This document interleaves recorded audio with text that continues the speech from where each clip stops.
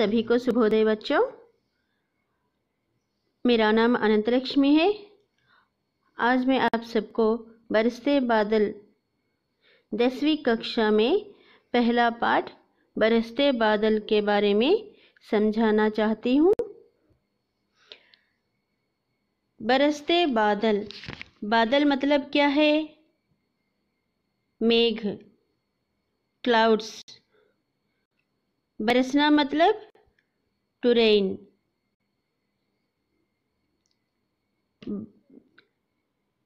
तो आज हम बरसते बादल पाठ के अंतर्गत पहले उन्मुखीकरण के बारे में जानने की कोशिश करते हैं। यहाँ पर उन्मुखीकरण में छोटी सी कविता दी गई है, देखो वहाँ पर। क्या गाती हो किसे बुलाती, बतला दो कोयल रानी। क्या गाती हो किसे बुलाती, बतला दो कोयल रानी। प्यासी धरती देख मांगती हो क्या मेघों से पानी। प्यासी धरती देख मांगती हो क्या मेघों से पानी। क्या गाती हो किसे बुलाती, बतला दो कोयल रानी। कोयल जो है सभी को पता है, बहुत ही मीठे स्वर में गाती है, सबका मन मोह लेती है अपनी राग से। उसी मधुर राग के कारण उसको कोयल रानी कहकर पुकारते हैं। वहाँ पर बोल रहे हैं, क्या गाती हो और किसे बुला रही हो कोयल रानी। मतलब मीठे गाना यहाँ पर कौन गा रहे हैं? कोयल रानी। प्यासी धरती देख मांगती हो क्या मेघों से पानी। प्यासी धरती, धरती प्यासी क्यों होती है? जब अगर गर्मी के मौसम में सभी तालाब, नदी, कुएं सब सूख जाते हैं, इसका मतलब क्या है? जमीन में भी पानी की कमी होती जा रही है। इससे जमीन के ऊपर जो है थोड़ा बहुत परिवर्तन भी होने लगता है। तो प्यासी धरती, धरती भी देखती है कि कब बारिश होगा, कब पानी गिरेगा मेरे ऊपर, पृथ्वी के ऊपर कब पानी गिरेगा, इस आशा से देखने लगती है। इसीलिए यहाँ पर बता रहे हैं, प्यासी धरती देख मांगती हो क्या मेघों से पानी। मेघों से तुम क्या पानी देखकर मांग रही हो? तो यहाँ पर प्रश्न पूछे जा रहे हैं, मीठे गीत कौन गाती है? मीठे गीत कौन गाती है बच्चों? कोयल रानी गाती है मीठे गीत। प्यासी धरती पानी किससे मांगती है? किससे मांगती है? प्यासी धरती ही नहीं, प्यासा रहने वाला हर एक व्यक्ति, जीव जंतु भी मेघों से ही पानी मांगते हैं, है कि नहीं? तो प्यासी धरती पानी किससे मांगती है? इस प्रश्न का उत्तर क्या है? प्यासी धरती पानी मेघों से मांगती है कि नहीं? तीसरा प्रश्न जो है, बादल प्रकृति की शोभा बढ़ाते हैं, कैसे? मतलब क्या है? प्रकृति में जो सौंदर्य है, जो सुंदरता है, वे बादल के कारण और ज़्यादा बढ़ जाता है। कैसे? जिस तरह आसमान में बादल काले रंग में होते हैं, सभी को पता है बच्चों। जब आसमान जो है नीले रंग का दिखता है तब मेघ भरने लगते हैं, काले रंग में होते हैं मेघ। ये आसमान में चारों ओर घेरे रहते हैं। जब ये एक दूसरे से टकराते हैं तो बिजली पैदा होती है। बिजली के कड़कने से सारी पृथ्वी झलक उठती है और ये बादल पानी बरसकर पृथ्वी के कण कण को मतलब हर एक भाग को पुलकित, स्फूर्ति, नवचेतना लाती हैं। इस प्रकार बादल प्रकृति की शोभा बढ़ाते हैं। अगर उद्देश्य यहाँ पर देखा जाए तो प्रकृति के प्रति इस पाठ का मुख्य उद्देश्य जो है यहाँ पर दिया गया है। प्रकृति के प्रति काव्य रचनाओं के प्रोत्साहन के साथ साथ मतलब क्या है, सभी को कोई ना कोई चीज़ बहुत पसंद आ जाता है। किसी को देश के प्रति भक्ति होती है, किसी को अपने परिवार के प्रति भक्ति होती है, किसी को अपने दोस्त के प्रति स्नेह भाव ज़्यादा होता है, किसी को प्रकृति के प्रति भी भक्ति बहुत ज़्यादा होता है। तो यहाँ पर जो उद्देश्य है, प्रकृति के प्रति काव्य रचनाओं के प्रोत्साहन। बहुत सारे कवि हैं जो अपनी भावनाओं को व्यक्त करते हुए देश के प्रति, प्रकृति के प्रति, वृक्षों के प्रति, नदियों के प्रति, प्रकृति के हर एक चीज़ को लेकर अपना वर्णन देते रहे हैं। तो कहाँ से आए हैं वो लोग? अपने जैसे, हमारे जैसे बचपन का जीवन भी उन लोगों ने बिताए हैं। तो यहाँ बताने की बात एक है, सभी में, आप सभी में भी कुछ ना कुछ क्षमता होती है, कुछ ना कुछ टैलेंट होता है, उसको बाहर लाना। किसी को क्रिकेट खेलना पसंद होता है, किसी को कबड्डी खेलना पसंद होता है, किसी को गाना गाना पसंद होता है, बहुत अच्छी तरह से गाने लगते हैं। कुछ लोग कविताएं लिखने में बहुत माहिर होते हैं। तो अगर किसी में भी इस तरह की कला अगर छिपी है तो उसको बाहर लाना एक उद्देश्य है। इसके साथ साथ सौंदर्य बोध कराना, सुंदरता का वर्णन किस तरह से करना है इसका भी पता चलाना, और मनोरंजन भी भावना जगाना, मनोरंजन की भावना। अगर कोई भी चीज़ को हम देखेंगे, कोई भी प्रदेश को हम देखेंगे तो उसको एंजॉय करना, मतलब क्या है, मनोरंजन, एंटरटेनमेंट होने की भावना भी हमें होना चाहिए। अनुभव करने का गुण भी हमें होना चाहिए। और इसके साथ साथ प्रकृति संरक्षण के लिए प्रेरित करना। इतनी सुंदरता भरी हुई प्रकृति को रक्षा करना भी बहुत ही ज़रूरी है, और वो रक्षा जो है हम ही लोग कर सकते हैं। तो इसीलिए प्रकृति जो है बहुत ही महत्वपूर्ण है हमारे लिए, हर एक व्यक्ति के लिए, हर एक जीव जंतु के लिए। तो उसकी रक्षा करना भी हम सभी का कर्तव्य है। अब हम विधा विशेष के बारे में जानने की कोशिश करते हैं। बरसते बादल कविता पाठ है। कविता भावनाओं को उदात्त बनाने के साथ साथ सौंदर्य बोध को भी सजाती संवारती है। ये जो कविता जो होता है, भावनाओं को उदात्त बनाने के साथ साथ, मतलब क्या है, हमारी भावनाओं को, हमारे फीलिंग्स को और भी बढ़ाने के साथ साथ, उदात्त मतलब क्या है, बढ़ाना, सौंदर्य बोध को भी सजाती संवारती है। अगर हम कोई भी विषय को लेकर उसका वर्णन करना चाहेंगे तो बहुत ही सुंदर ढंग से हम कविता में वर्णन कर सकते हैं।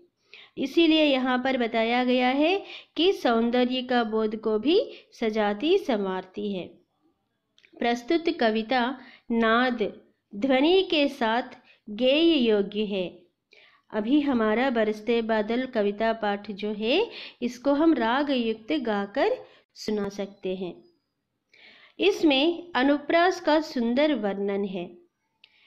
इस कविता पाठ में अनुप्रास जो है एक अलंकार है। अलंकार का अर्थ क्या है? हम सब बहुत ही सुंदर होते हैं, हमारी सुंदरता को और भी बढ़ाना चाहते हैं तो क्या करते हैं? सजते हैं, है कि नहीं? आभूषण पहनते हैं, बिंदी पहनते हैं, इस तरह से अलंकार करते हैं हम अपने आप को। क्यों करते हैं अलंकार? हमारी सुंदरता और बढ़ने के लिए हम अपनी अलंकार करते हैं।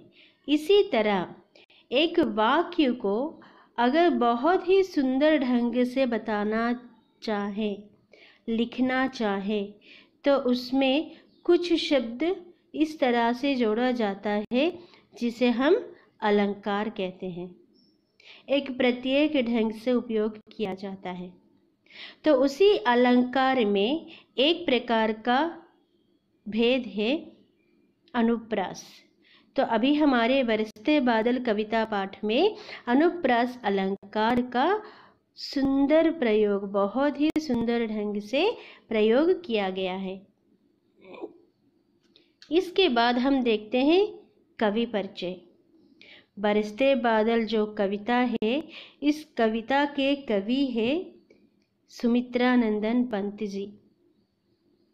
इन्होंने, देखो यहाँ पर बच्चों, प्रकृति के बेजोड़ कवि माने जाने वाले सुमित्रानंदन पंत का जन्म सन 1900 में अल्मोड़ा में हुआ।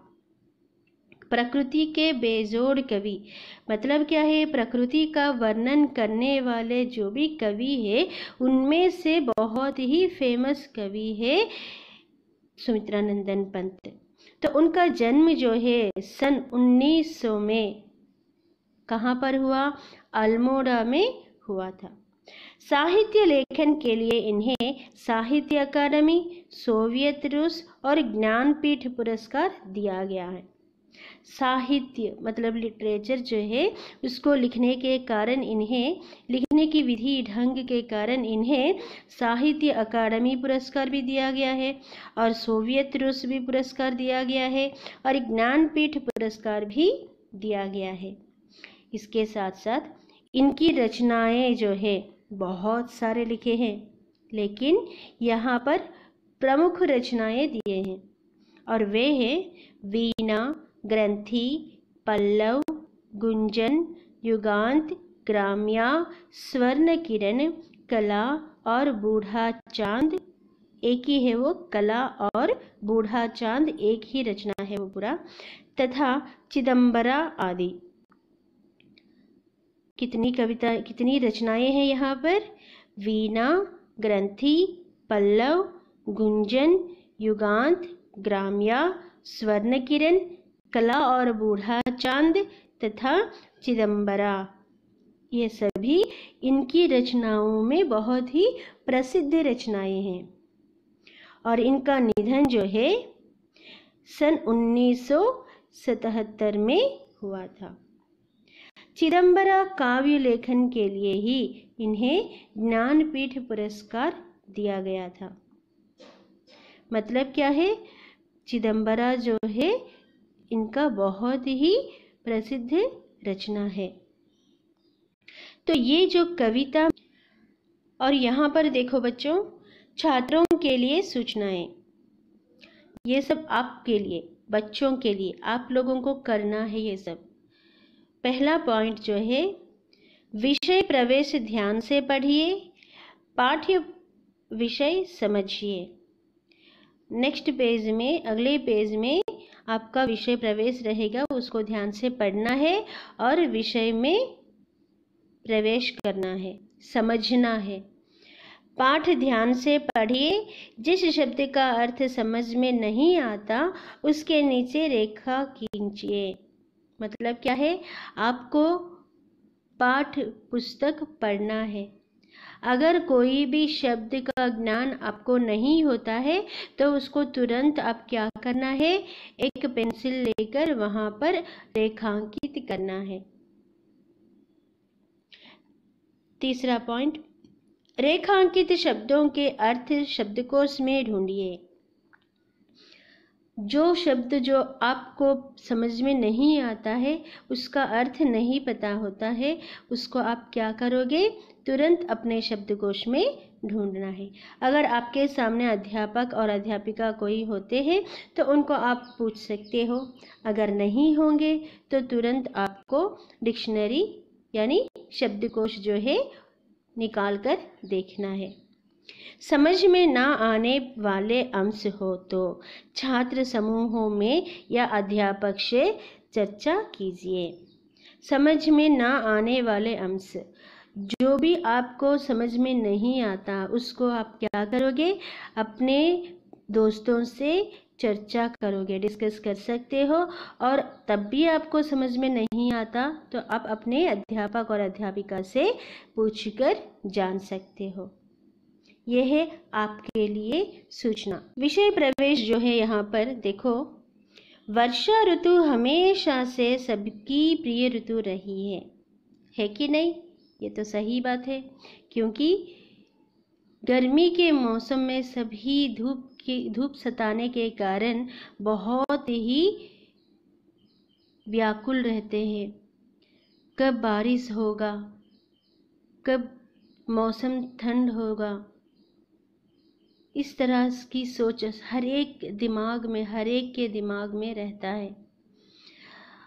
और बारिश के दिन दिखने में बहुत ही अच्छा लगता है। देखो यहाँ पर सबका प्रिय ऋतु ही है वर्षा ऋतु। वर्षा के समय प्रकृति की सुंदरता देखने लायक होती है। क्यों देखने लायक होती है?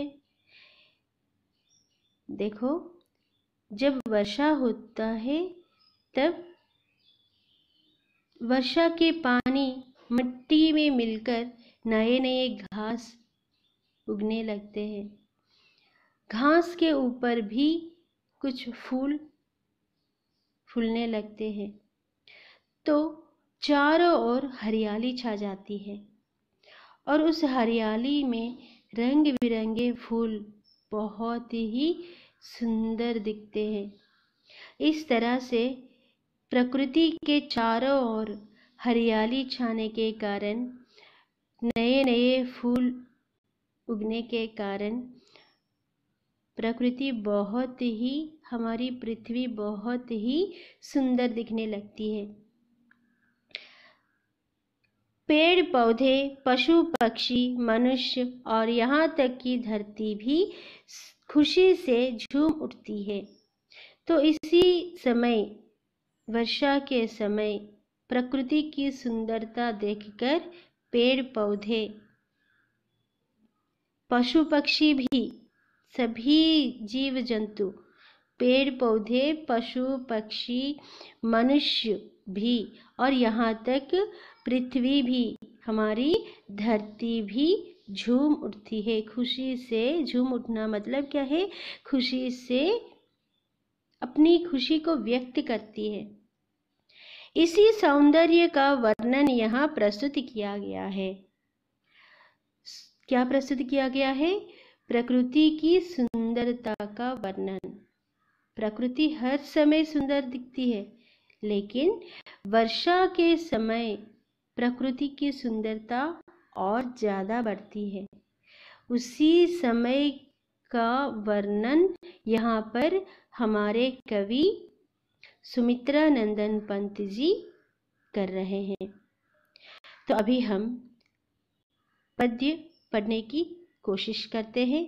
मैं आप सभी लोगों को, बच्चों, आप सभी को मैं बरसते बादल जो पद्य है राग युक्त सुनाकर उसके बाद समझाती हूँ।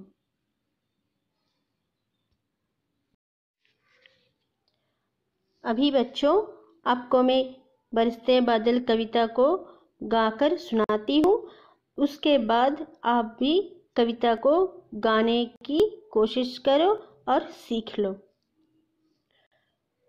झम झम झम झम मेघ बरसते हैं सावन के, छम छम छम गिरती बूंदे तरों से छनके, छम छम छम गिरती बूंदे तरों से छनके, चम चम बिजली चमक रही रे उर में घन के, थम थम दिन के तम में सपने जगते मन के, थम थम दिन के तम में सपने जगते मन के, दादर टर टर करते झिल्ली बजती झंझन, म्याऊं म्याऊं रे मोर पिऊ पिऊ चातक के गन, म्याऊं म्याऊं रे मोर पिऊ पिऊ चातक के गन, उड़ते सोन बालक आर्द सुख से करे क्रंदन, घुमड़ घुमड़ गिर मेघ गगन में भरते गर्जन, घुमड़ घुमड़ गिर मेघ गगन में भरते गर्जन, रिम झिम क्या कुछ कहते बूंदों के स्वर, रोम सिहर उठते छूते वे भीतर अंतर, रोम सिहर उठते छूते वे भीतर अंतर, धाराओं पर धारा ये झरती धरती पर, रज के कन कन में तृण तृण को पुलकावली थर, रज के कन कन में तृण तृण को पुलकावली थर, पकड़वार की धार झूलता है मेरा मन, आओ रे सब मुझे घेर कर गाओ सावन, आओ रे सब मुझे घेर कर गाओ सावन, इंद्रधनुष के झूले में झूले मिल सब जन, फिर आए जीवन में सावन मन भावन, फिर आए जीवन में सावन मन भावन। ये है आपके बरसते बादल कविता पाठ। कविता इस तरह आप भी गाने की कोशिश करो और जल्द से जल्द सीख लो। तो आज का पाठ खत्म हुआ। कल इस कविता का वर्णन आपको दिया जाएगा। आज आप घर में उन्मुखीकरण से लेकर कवि परिचय तक पूरी तरह से ध्यान से पढ़ना है। घर पर पढ़ लो। Thank you for watching.